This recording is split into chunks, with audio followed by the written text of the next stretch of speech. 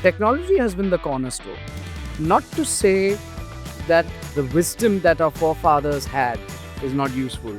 I am a firm believer that the Vedas and the ancient way of life has huge implications for us even today and will continue to have in the future. So, the best path would be if we can bring in a lot of that ancient wisdom, codify it, and use technology to help people understand themselves better, give them solutions which are both technologically enabled, yet which are mired in deep understanding of the human body, the brain body connect, the mind body connect.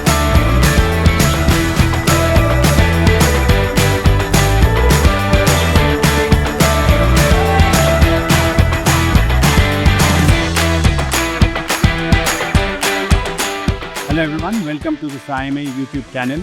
And today we are having with us Mr. Kumar. Mr. Kumar specializes in the world of neuroscience and combining technology and ancient wisdom uh, to enhance human longevity. Along with that, he's into some wearable devices. It helps in therapy for human life. So welcome Kumar back to Indore and to this IMA Innovation Summit.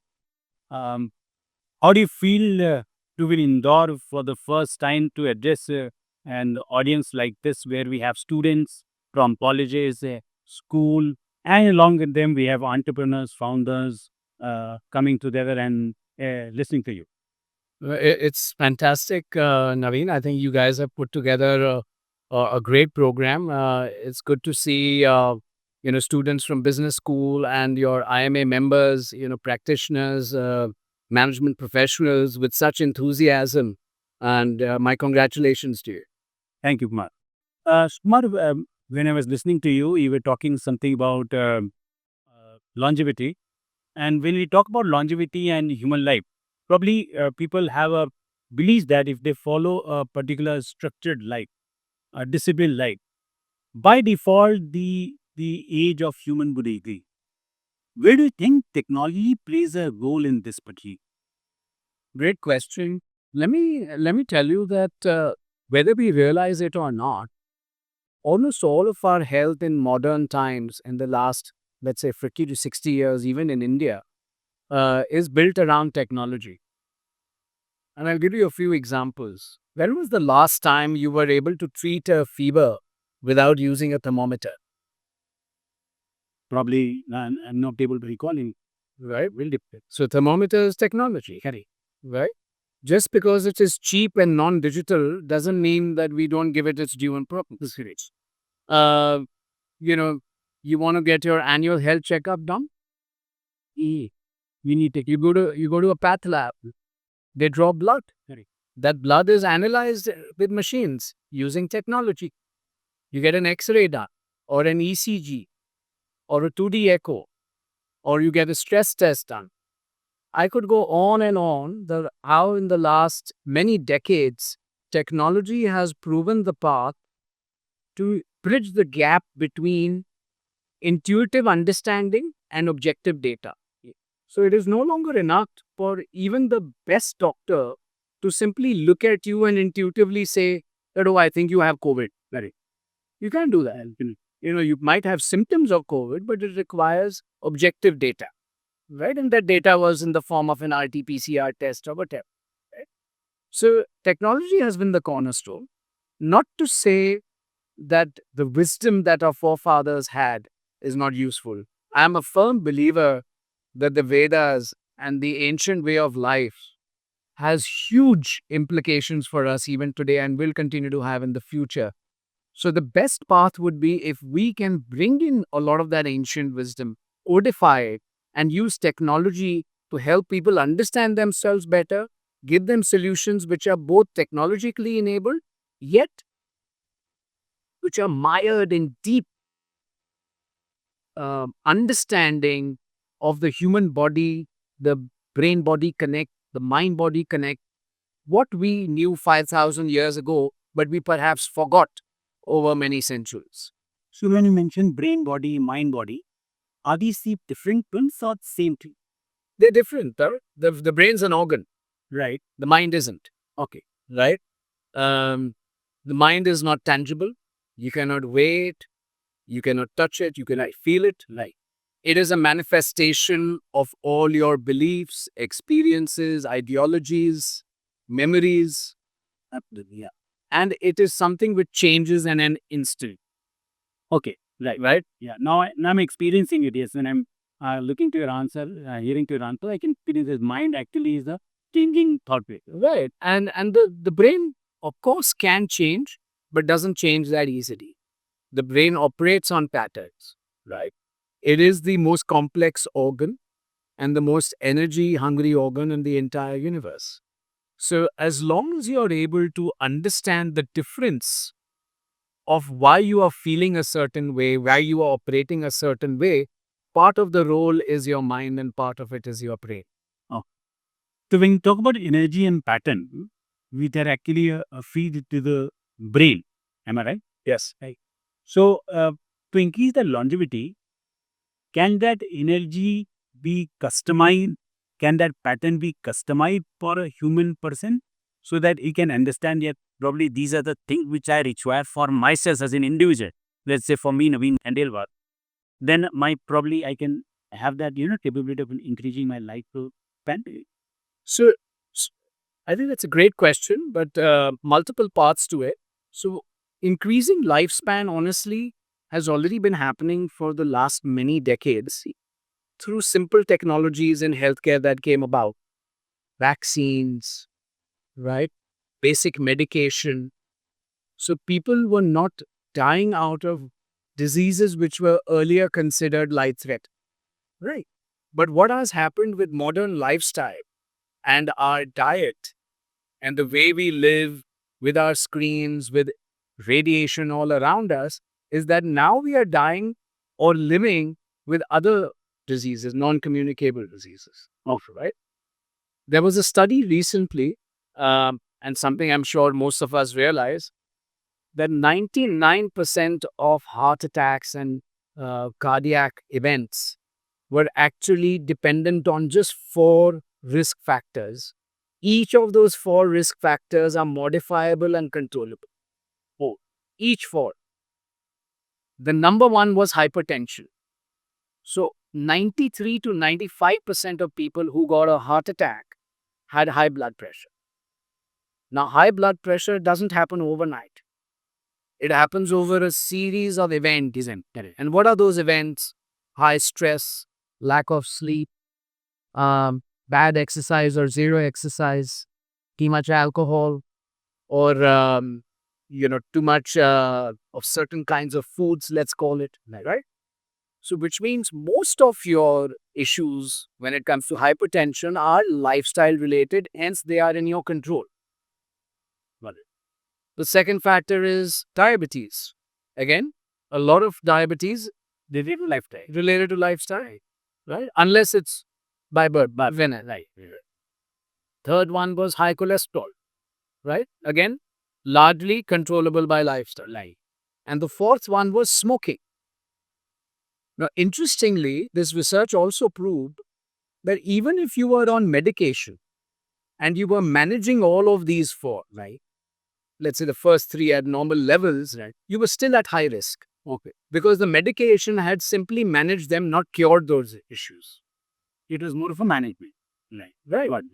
So, if cardiac events are the number one killers alongside oncology, cancer, and we know now that 99% of those cardiac events are based on modifiable factors, and most of these modifiable factors are lifestyle dependent, which means how you live your life is going to determine whether you die out of cardiac arrest or not. So, what you are working on in clubbing technology, ancient wisdom, to create a preventive mechanism for people to understand their lifestyle. Probably this technology will be help me to train my brain so that I don't get used to certain pattern and then I'll take more care for my. Is it something like that? That is part of the solution. Yes, you're absolutely right. So, one is awareness, where prevention is better than cure. See, people are aware. I think, Right. everybody is educated. In spite of that, we eat junk food, we have alcohol. So, but then why does it happen? I mean, I'm so glad you said that. Um, so awareness is at multiple levels, right?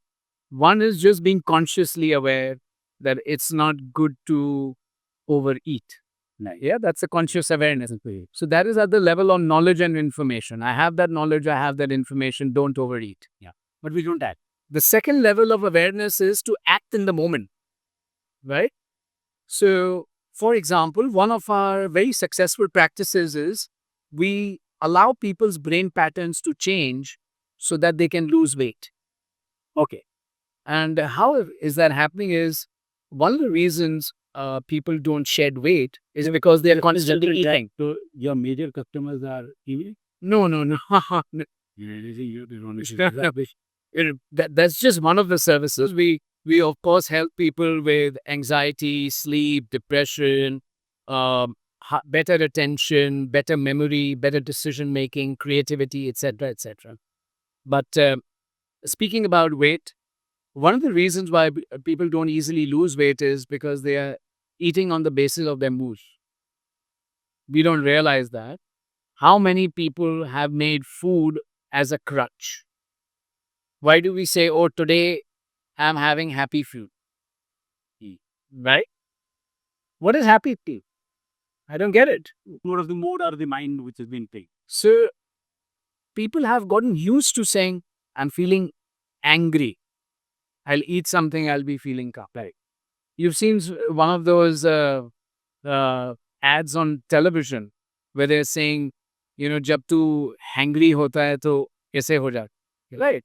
And that is coming out of a fact that the brain and mind and the body are not in sync, which means the gut-brain connection has weakened to a point where you don't realize that you are behaving in a certain manner just because you're running out of glucose, you're running out of energy, right? Let me give you an example. You said, what is the difference between mind and brain? Let's say it's what, 4:30, 4:45 in the afternoon. And I say, Naveen, you're going to be standing in the sun here in the lovely campus, and you're not going to get any water, and you have to keep running for the next 3 hours whilst the sun is, beating down on you, right? After 3 hours, when you're completely exhausted and dehydrated, we're going to try and ask you to create the lovely speech that you had already delivered and say, let's create a new one. Will you be in the right frame of mind to do that? Maybe not. Right? The key then is to understand that I am dehydrated, hence I am feeling in a particular way. And this is not me. Most of the times, people go through life without realizing that they are underslept or slept at the wrong time or ate too much or ate at the wrong time or are running low on certain vitamins, minerals, water, electrolytes. 10 other things which are in the biology. Moving to endurance sports, so I can realize that there are times when you are running that sport or running a marathon, at times we feel that we are short of something, but when we don't realize it, and actually we are lacking carbo or electrolytes or something like. Well, so understanding that your performance is not just your mind. So thank you for sharing that you're a marathoner. How many kilometers do you run on an average? On an average, though, as I normally run 10 kilometers, but then I had run a Mumbai marathon, a Delhi marathon, Pilli and Turn, the already Kanga. But nowadays I have slowed down this because of this requirement. What does my body require? I'm not able to measure it. Correct.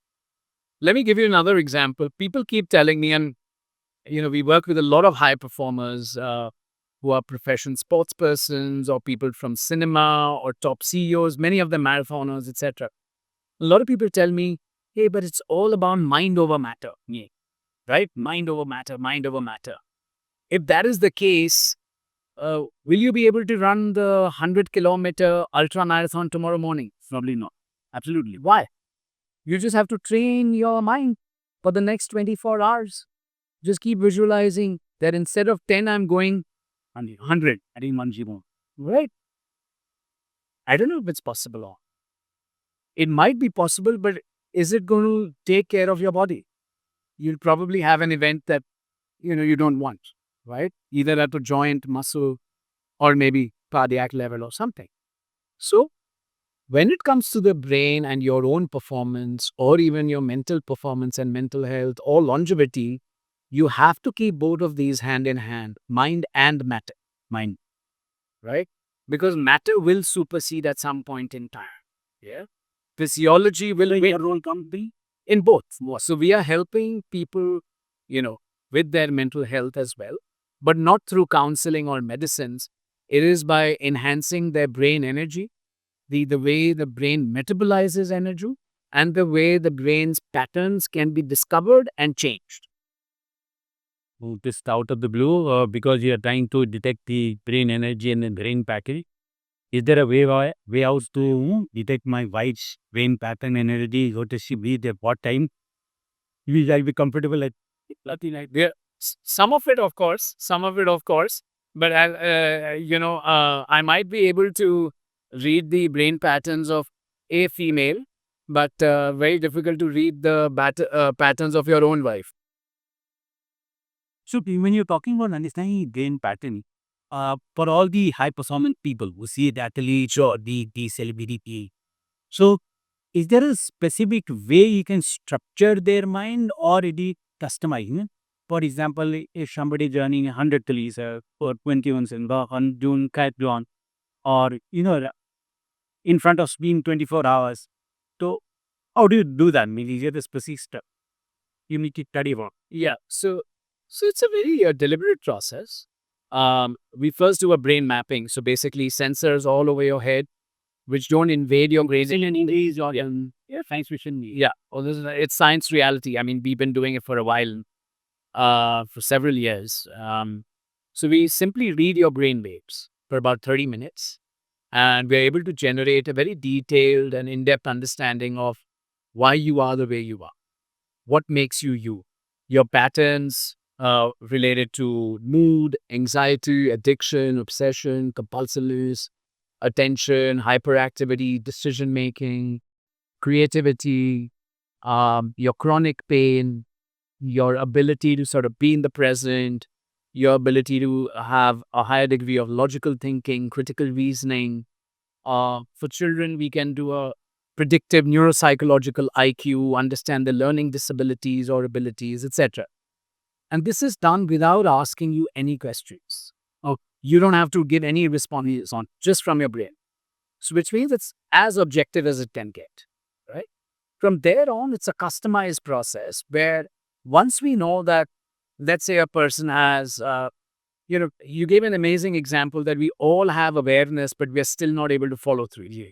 So I think the easiest analogy is of a chain smoker, Right. a person smoking daily or doing 20 cigarettes a day is, He knows that cigarette. and we get a lot of them, chartered accountants, lawyers, MBAs, big CEOs, investors, some even doctors. They know it's bad for them, but they're just not able to quit or even reduce. Why? Because the addiction reward network in the brain has become so dysregulated that it keeps wanting that easy pleasure, which nicotine is giving it again and again, again and again. Why does it seek it pleasure? We can further go, into that route to say, is it because of anxiety? Is it because of mood disorders? Is it just because of trauma?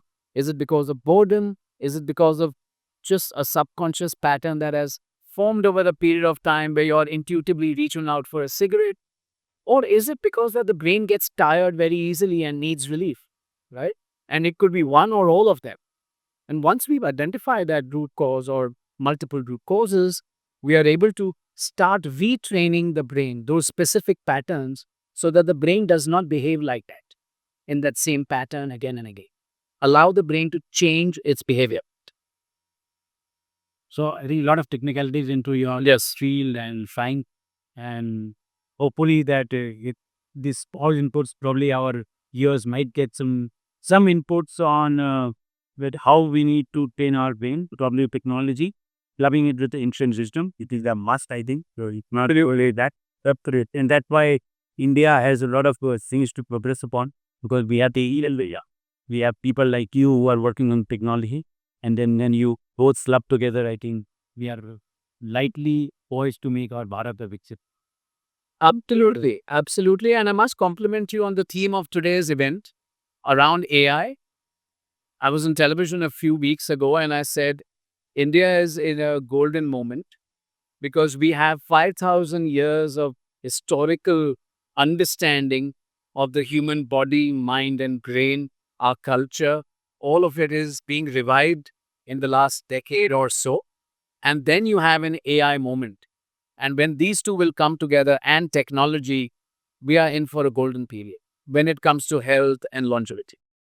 Probably, I think your technology might answer to the question कि that will end दिमाग का दही कैसे बनता है और we have a bishop. Thank you Kumar for being here at INA Innovation. Thank you. My pleasure.